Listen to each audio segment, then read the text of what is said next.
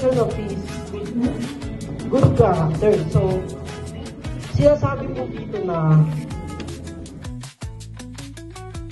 important formation of his good character. Ibig sabihin mo, ibig sabihin po ay kinikilala rin mo ng batas ang part. So, yun. And for the question is if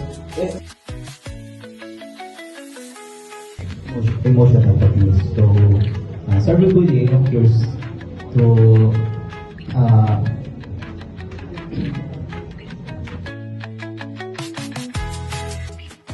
they are roaming around this social media, and at the same time, malawak at laganap na rin, talamak na rin yung exposure ng children sa social media. So,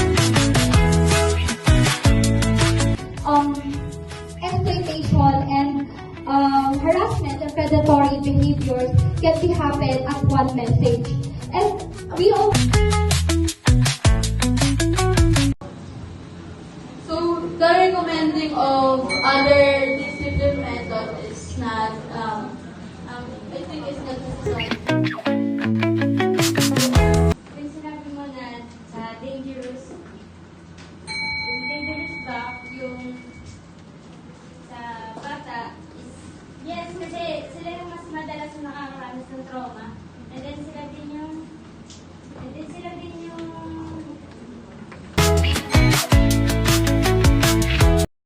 they also influence child labor.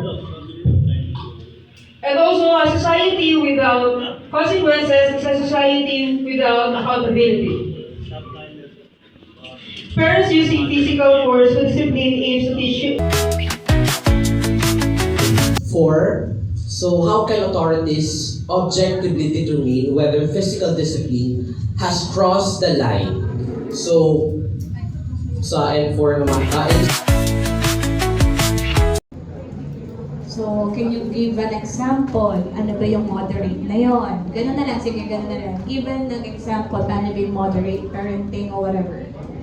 So, to give an example po sa moderate na physical discipline is, for example, yung bata po is tumakbo po sa kalsada na maraming dumadaan ng mga bumibilis na sasakyan, and ikaw na magulang, unang beses pinagsabihan mo siya na huwag kang tatakbo.